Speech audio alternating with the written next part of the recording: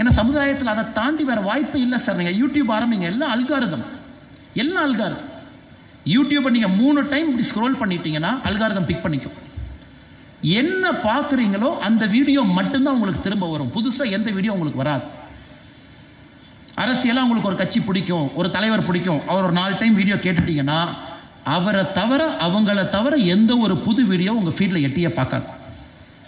இல்லை நான் கிரிக்கெட் பார்ப்பேன், இல்லை நான் சினிமாவில் பார்ப்பேன், இந்த சிங்கரை பார்ப்பேன். நீங்களே பாருங்கள், உங்களால் இன்னைக்கு social medias designed in such a way புது இன்ஃபர்மேஷன் உங்கள் செல்ஃபோனில் உங்கள் கண் முன்னாடி நிறுத்த முடியாது.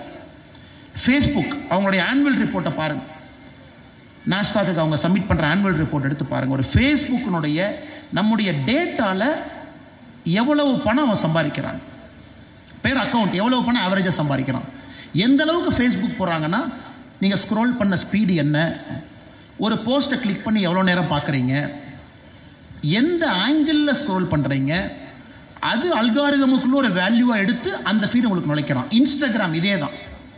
அப்படி இருக்கும் பொழுது ஒரு புதிய விஷயம் ஒரு மனிதனுக்கு எப்படி வருதுங்க? ஏன் நம்ம சொசைட்டி இன்னும் போலரைஸ் ஆகுது? ஏன் நமக்குள்ள சண்டைகள் இன்னும் பெருசாகுது?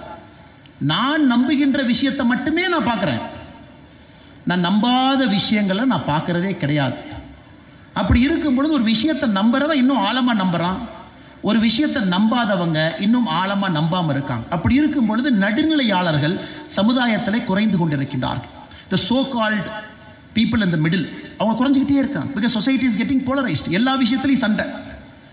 அதற்காகத்தான் என்னுடைய தாழ்மையான கருத்து, ஆன்மீகத்தை நம்ம கொண்டு வரணும். ஏன்னா உங்களுக்கு டெக்னாலஜி உங்களை கட்டி போட்டு வச்சிருக்கு, சோஷியல் மீடியா கட்டி போட்டு வச்சிருக்கு. புதுசாக எந்த விஷயத்தையும் உங்களால் பார்க்க முடியாது.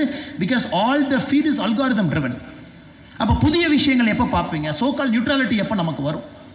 அதனால் நம்முடைய இடத்துல factory, work space, personal space எதாக இருந்தாலும் ஒரு ஸ்பிரிச்சுவல் ஆங்கிளில் நீங்கள் கொண்டு வரும் பொழுது நிச்சயமாக அதன் மூலமாக ஒரு இன்டெகிரிட்டி, ஒரு செல்ஃப் என்லைட்டன்மெண்ட் நம்முடைய தலைமை பண்புக்கு உறுதியாக வரும் என்று நான் நம்புகின்றேன்.